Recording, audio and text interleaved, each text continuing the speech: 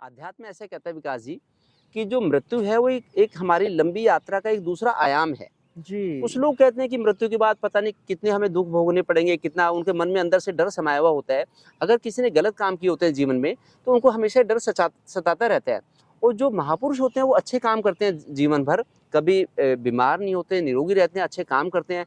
वो हमेशा सोचते हैं कि भाई हम जो हमने यहाँ पे जीवन जिया यहाँ जिया, आगे ही हम जाके अच्छा जीवन जिएंगे, पॉजिटिव रहते हैं।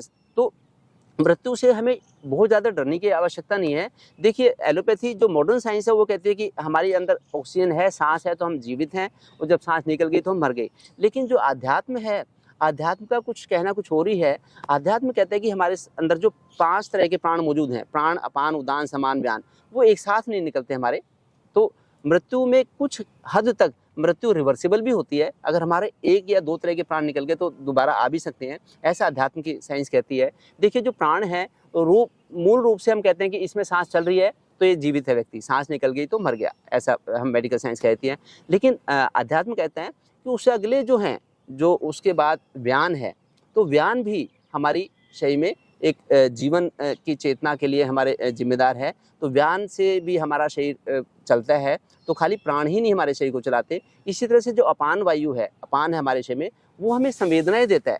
तो मृत्यु के बाद भी कई लोगों को देखा जाता है कि उनके प्राण तो निकल गए, सांस नहीं है, लेकिन संवेदनाएं उनमें है। हल्का सा हाथ हिल गया, हल्का सा पैर हिल गया। तो जब तक अगर जो अपान जो प्राण मौजूद हैं तब तक भी हम नहीं कह सकते कि मृत्यु हो गई। और इसी तरह से अगर उदान है तो उदान से हमारा शरीर हल्का रहता है। जैसे कोई 60-60 किलो के 2 व्यक्ति हैं तो एक का उदान जरा अच्छा है उनका, तो शरीर हल्का रहता है। जब उदान निकलेगा तब हमारा शरीर भारी हो जाएगा। कई बार देखा जाता है कि मृत्यु के बाद भी कुछ घंटे तक शरीर हल्का रहता है और भारी नहीं होता। तो इस समय पूरी तरह से मृत्यु नहीं हुई। इसी तरह से अगर समान भी आयु है, समान जब तक होता है हमारे शरीर में रहता, मौजूद रहता है, तो हमारा शरीर थोड़ा गर्म रहेगा, गर्म रहे, शरीर में गर्माहट रहेगी, वो कई घंटे तक भी रह सकती है। और जो व्यान है वो 13-14 दिन तक भी मृत्यु के बाद हमारे शरीर में रह सकता है। ये मृत्यु के रहस्य हैं। तो चाइना में ऐसा देखा गया है कि किसी ने अपने उड़ान के ऊपर महारत हासिल कर ली, वो थोड़ी देर तक उड़ भी सकते हैं आसमान में, इतना शरीर हल्का है। एक योगी जो व्यक्ति होते हैं, योगियों में उड़ान बड़ा प्रबल और प्रमुख होता है।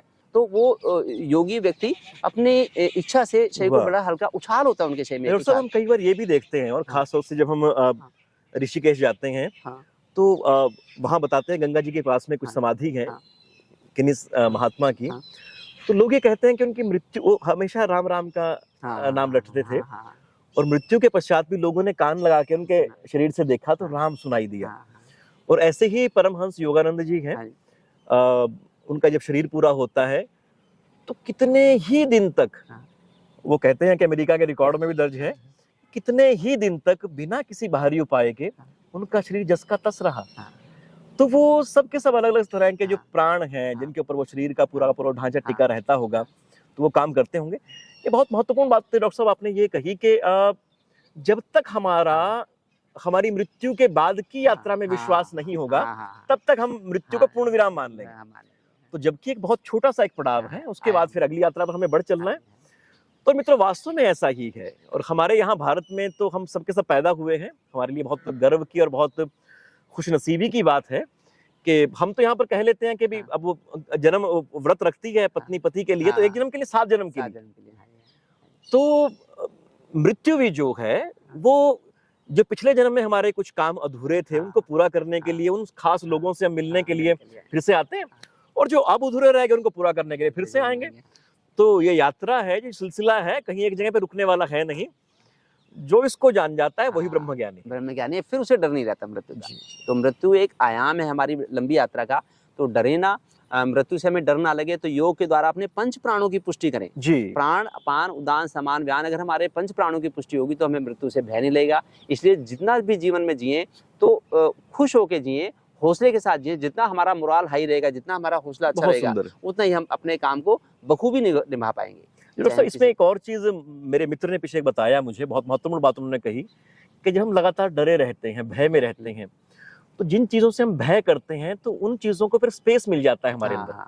वो फिर बहुत दूर से वो चीजें हमारे अंदर आके चिपकती हैं। तो अगर उन सब से हम चाहते हैं कि मुक्त हो, तो अपने आप को उन भयों से, उन अवस्थाओं से, उन जकड़नों से अपने आप को बचाएं। अगर वास्तव में कहीं लिखी भी है मृत्यु, तो जब घटित होगी हो जाएगी, उससे पहले तो जिए। देखिए जैसे जो कोई सांप है, कोई बैल है, जब उनको लगता है कि मेरी मृत्यु आने वाली है, तो 10 दिन पहले वो भोजन लेना छोड़ देते हैं। सारे जानवर, जो भी जानवर होंगे, उनकी यूजुअली उनकी समय से ही मृत्यु होती है।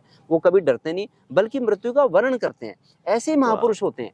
महापुरुष जो होते हैं वो कुछ दिन पहले समाधि लगा लेंगे और धीरे धीरे करके कमाल है। आप एक एक प्राण को अपने शरीर में से त्यागते जाएंगे, तो पंच प्राणों को धीरे धीरे त्यागेंगे। ऐसे ही अगर बैल को भी लगेगा कि मेरी मृत्यु आ गई, वो दूर जाके बैठ जाएगा, खाना नहीं खाएगा, चारा नहीं लेगा और जाके अपना आराम से धीरे धीरे सांसें लेगा, धीरे धीरे करके सांसों को कम कर देगा। तो हम जानवरों से भी सीख ले सकते उससे हैं। सीख सकते हैं। तो हम डरे ना, कभी घबराए ना, जब डॉक्टर तक साहब, जीवन एक दिया चीज़ भगवान ने उसे। एक और भी है, कई बार हम ऐसा भी सुनते हैं, जो महापुरुष हैं वो ये कहते हैं कि हम मृत्यु के लिए तैयार हैं, कभी भी आ जाए, हमारा कुछ भी शेष नहीं है। तो अगर कोई व्यक्ति ऋण भाव से जिए, जो समाज से उसने पाया, समाज को वापस लौटाता रहे, तो तब उसका भय नहीं है। ये आज की वीडियो का मकसद है, आज के लाइव सेशन का ये हमारा मकसद है कि जब भी जिए तो समाज से ऋण होके जिए, बस समाज को दें कुछ ना कुछ। अगर समाज से लेंगे तो हमें लगेगा कि हमें वो देना है, वो डर हमें सताता रहता है। तो हम जीवन का अपना जो है एक समय पे सारे समाज को अर्पित करते रहें, उसे कभी आपको डर नहीं लगेगा, हमेशा निष्कंटक होकर जिए। जी, तो मित्रों, ये बहुत सरल सी बात ये लगती है, पर बहुत ही महत्वपूर्ण बात है और हमारे पूरे जीवन की गुणवत्ता इसके ऊपर निर्भर करती है। तो बहुत छोटा सा एक फॉर्मूला है, इसको अपनाकर देखिएगा, आपको अपने जीवन में गुणवत्ता के हिसाब से बहुत बड़ा परिवर्तन दिखाई देगा। डॉक्टर साहब, बहुत आभार।